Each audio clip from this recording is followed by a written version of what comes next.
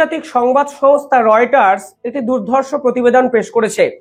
সেখানে তারা বিভিন্ন বিষয়গুলোকে সামনে বিশ্লেষণ করে বোঝানোর চেষ্টা করেছে বাংলাদেশের পরিস্থিতি আসলে হাতের বাইরে চলে গেছে মোহাম্মদ ইউনূসের, এবং সেখানে তারা বলেছে পর্দার পিছনে এমন কিছু হচ্ছে যা একদম বাংলাদেশের ভয়ঙ্কর পরিস্থিতিকে ত্বরান্বিত করে।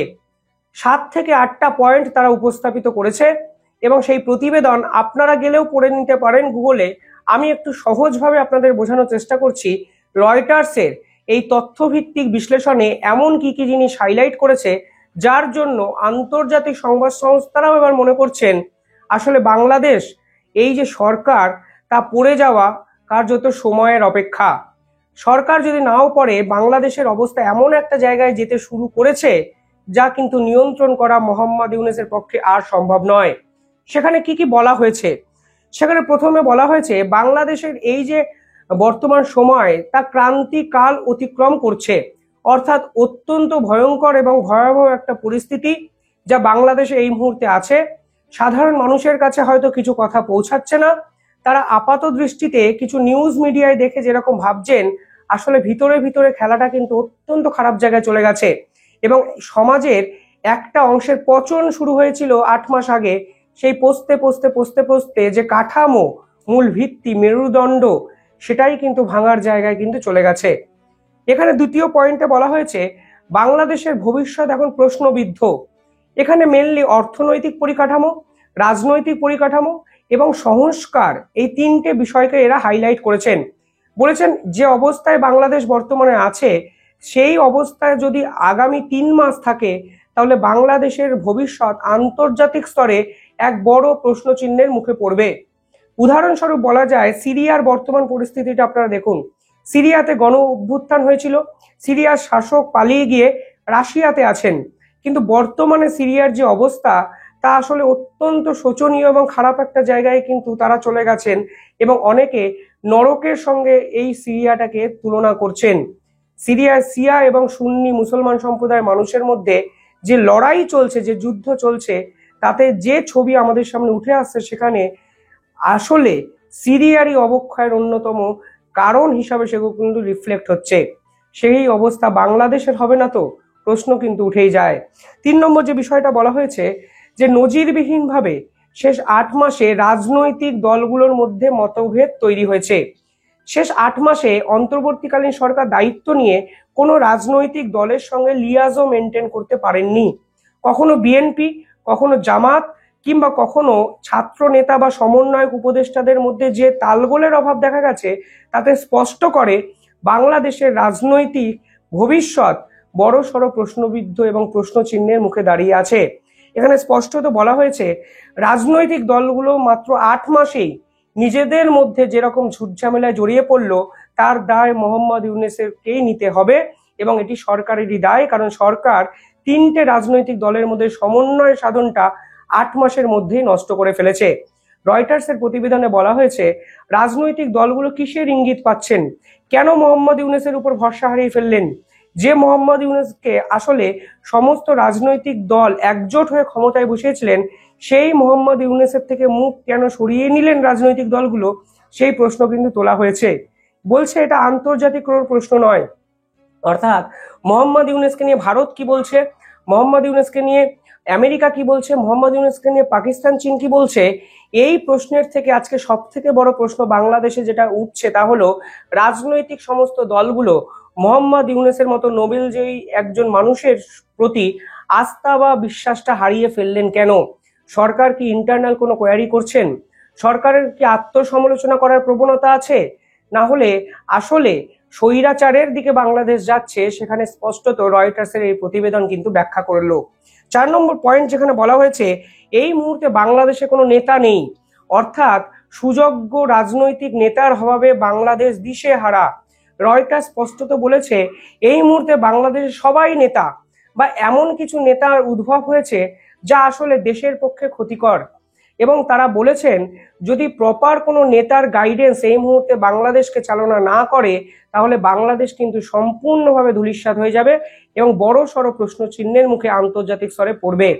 এবার প্রশ্নটা হলো 3 এবং 4 নম্বর পয়েন্ট একটার সঙ্গে একটা ইন্টারকানেক্টেড। প্রশ্ন নেই, মানে নেতা নেই কেন? কারণ মোহাম্মদ ইউনূস তো নেতা আছেন। অর্থাৎ বোঝা যাচ্ছে মোহাম্মদ ইউনূস আসলে সম্পূর্ণভাবে ব্যর্থ। তার জন্যই 4 নম্বর এই পয়েন্টটা তারা তুলেছেন যে নেতা কোথায় বাংলাদেশে, একমুখিতা নেই। একজন যেটা বলবে তার ভিন্ন আরো কমসে কম 20টা মত বিভিন্ন প্রান্ত থেকে উঠে আসছে। সরকারের একাধিক উপদেষ্টার মধ্যে মতানৈক্য দেখা দিয়েছে। সরকার নিয়ে প্রেস সচিব যা বলেন, অন্য উপদেষ্টা যেভাবে ব্যাখ্যা করেন, তার মধ্যে আকাশ পাতাল পার্থক্য থাকে। যে সরকারকে প্রথম থেকে সাপোর্ট করেছিল ছাত্র নেতারা, পরবর্তীকালে ছাত্র নেতাদের কিছু সিদ্ধান্ত কার্যত মেনে নিতে হয় মোহাম্মদ ইউনূসকে। অর্থাৎ মোহাম্মদ ইউনূসের পার্সোনালিটি এতটাই খারাপ, ব্যক্তিত্ব এতটাই খারাপ বা এতটাই ভঙ্গুর, মেরুদণ্ডহীন, যে আলটিমেটলি বাংলাদেশের সামগ্রিকভাবে নেতা হয়ে মোহাম্মদ ইউনূস হয়ে উঠতে পারেননি, তা রয়টার্স বলছে। 5 নম্বর এখানে বলা হচ্ছে সব দায় আওয়ামী লীগের নয়। শেষ 8 মাসে বাংলাদেশের আইন শৃঙ্খলার যে পরিস্থিতি, তার দায় কি আওয়ামী লীগের? অপারেশন ডেভিল হান্টের পর যেভাবে নিরীহ সাধারণ আওয়ামী লীগের কর্মীদেরকে গ্রেফতার করা হয়েছে, তাদের বিচারের কি হলো? তাদের বিরুদ্ধে যে কেসগুলো দেওয়া হয়েছে, আসলে তার মধ্যে ঠিক কতগুলো জেনুইন মামলা, কতগুলো মিথ্যে মামলা, কতগুলো সত্যি মামলা, এই বিভাজনটা করার লোকও বাংলাদেশে নেই।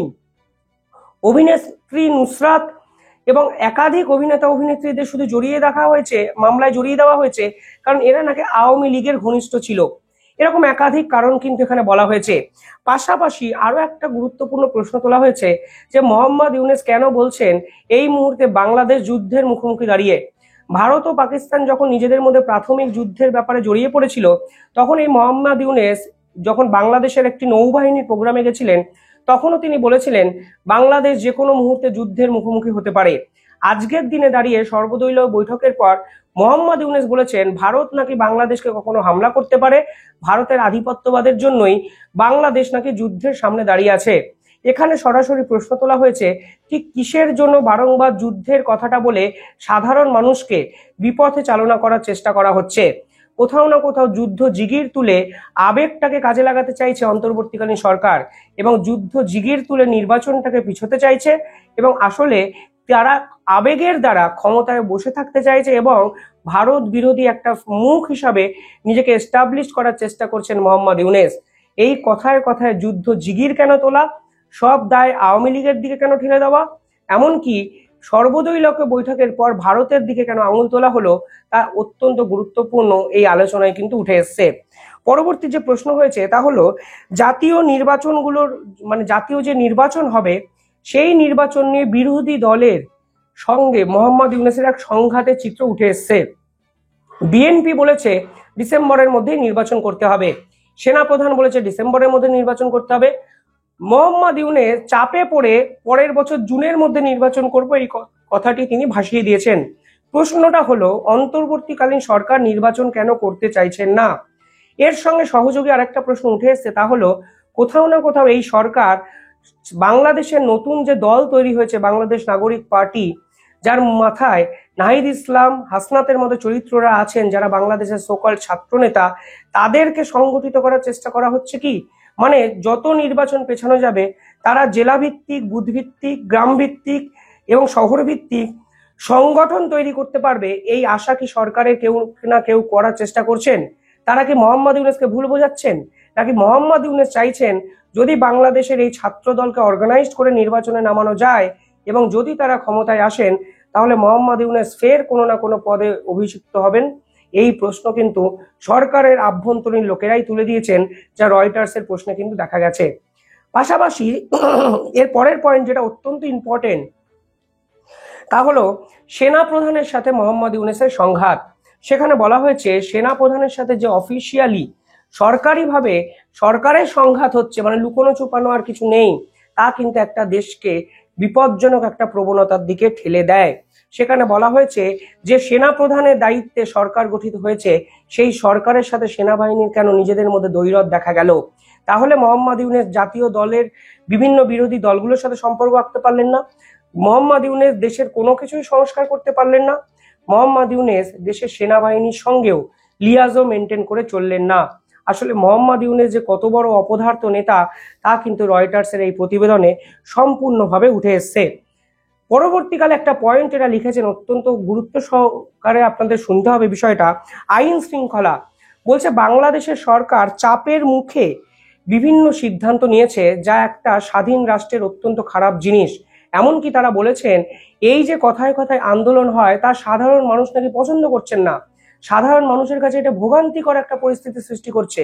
এবং এই প্রতিবেদনে লেখা হয়েছে শেষ 8 থেকে 9 মাসে বাংলাদেশের আইন শৃঙ্খলার প্রতি সাধারণ মানুষের বিশ্বাস নেই, ভরসা নেই এবং আইন শৃঙ্খলা সম্পূর্ণভাবে ভেঙে পড়েছে। সাধারণ মানুষ বুঝতে পারছেন না কোথায় গেলে এর সুরাহা করা যাবে, কিসের জন্য এত আন্দোলন, কিসের জন্য এত পথ অবরোধ, কিসের জন্য এত যানজট এবং ভোগান্তি, সেই প্রশ্ন আজকে সাধারণ মানুষের আভ্যন্তরীণ বিষয় ভিতর থেকে কিন্তু উঠে এসছে। এবং যা রয়টার্সের প্রতিবেদক কথাবার্তা বলে এগুলোকে লিখেছেন, অর্থাৎ যে আইন শৃঙ্খলা সংস্কারের কথা মোহাম্মদ ইউনূস বলে ক্ষমতায় বসেছেন, সেই আইন শৃঙ্খলা নিয়ে ক্ষোভ বেড়েছে সাধারণ মানুষের। এবং আওয়ামী লীগকে ব্যান করার পর যেভাবে বাংলাদেশের বিভিন্ন ইস্যু নিয়ে আন্দোলন হচ্ছে তা কোনোভাবেই সাধারণ মানুষ ভালোভাবে দেখছেন না। পরবর্তীকালে তারা বলেছেন আওয়ামী লীগকে যে নিষিদ্ধ করা হয়েছে তা হলো হিউম্যান রাইটস ভায়োলেট করা হয়েছে। আমেরিকা যা বলেছে একদম রয়টার্স ঠিক সে কথাই বলেছে। এখানে বলা হয়েছে বাংলাদেশ জুড়ে শুধু প্রতিহিংসার রাজনীতি চলছে। যেভাবে একটা রাজনৈতিক দলকে নিষিদ্ধ ঘোষণা করে দেওয়া হলো তা আসলে শুধু মানবাধিকার ভঙ্গ শুধু নয়, সেটাকে বলা হয় স্বাধীনতার হস্তক্ষেপ।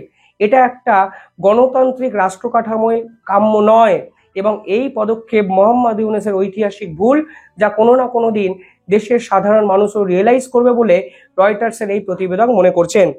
সেখানে কিছু কনক্লুশনে এরা এসছেন। কনক্লুশনে বলা হয়েছে বর্তমানে বাংলাদেশের রাজনৈতিক এবং সামাজিক পরিস্থিতি সম্পূর্ণভাবে নিয়ন্ত্রণের বাইরে চলে গেছে এবং সামাজিক পরিস্থিতি, রাজনৈতিক পরিস্থিতি সম্পূর্ণভাবে নিয়ন্ত্রণের বাইরে চলে গেছে। এবং যদি এই প্রবণতা আগামী 3 থেকে 4 মাস থাকে তাহলে মোহাম্মদ ইউনূস কোনোভাবেই বাংলাদেশকে আর কন্ট্রোল করতে পারবেন না। উল্লেখযোগ্য বিষয় হলো এই প্রতিবেদনে আন্তর্জাতিক দেশগুলোর সম্পর্ক নিয়ে কিছু কিন্তু লেখা হয়নি। এখানে ইন্টারেস্টিং ফ্যাক্ট হলো আন্তর্জাতিক কোনো দেশের সঙ্গেই মোহাম্মদ ইউনূসের কিন্তু সম্পর্ক সে অর্থে ডিপেন্ডেবল একটা জায়গায় পৌঁছায়নি। আপনারা পাকিস্তানের কথা বলতে পারেন, পাকিস্তান সে অর্থে মোহাম্মদ ইউনূসকে ঝাঁপিয়ে পড়ে সাহায্য করবে সে জায়গাও কিন্তু আর নেই। আমেরিকাকে মানব করিডোর দেওয়ার পরে চায়না কিন্তু মোহাম্মদ ইউনূসের উপর খেপেছেন এবং এটাই স্বাভাবিক ছিল, কাম্য ছিল। চায়না কিন্তু অলরেডি ঋণের ফাঁদ কিন্তু বাড়িয়ে দেবে বাংলাদেশের উপর। ডিপেন্ডেন্সির জায়গা যদি আমেরিকা হয় সেখানেও মোহাম্মদ ইউনূস কিন্তু জায়গা করে রাখতে পারেননি। পাকিস্তানের সঙ্গে সম্পর্ক ভালো রেখেছেন কারণ তারা সন্ত্রাসবাদ এবং জঙ্গিপনাগুলোকে একে অপরের সঙ্গে প্রমোট করছেন। কিন্তু মোহাম্মদ ইউনূসের এই যে নেতৃত্বের ব্যর্থতা, এর ফলে বর্তমানে ইন্টারনাল অন্তর্দ্বন্দ্বগুলো যেভাবে সামনে এসছে তা যদি কন্ট্রোল মোহাম্মদ ইউনূস করতে না পারেন তাহলে এই সরকারের লংজিভিটি নিয়ে প্রশ্ন তুলে দিয়েছেন রয়টার্স। অর্থাৎ পর্দার পিছনে সাধারণ মানুষ বিরক্ত, ক্ষুব্ধ এবং মোহাম্মদ ইউনূসকে আর ভরসা করতে পারছেন না, তা পরিষ্কারভাবে রয়টার্সের এই প্রতিবেদন কিন্তু আমাদের সামনে তুলে ধরেছে। তবুও কিছু উপদেষ্টারা ভারত বিরোধিতা করে ক্ষমতায় থাকতে চাইবেন, কিন্তু সাধারণ মানুষ আসলে ভারত বিরোধিতাকে আমলই দিচ্ছেন না, উল্টে তারা মোহাম্মদ ইউনূস কেন ক্ষমতায় আছেন সেই প্রশ্ন তুলছেন। আপনারা কিভাবে দেখছেন পুরো বিষয়টা কমেন্টে জানাবেন। ধন্যবাদ।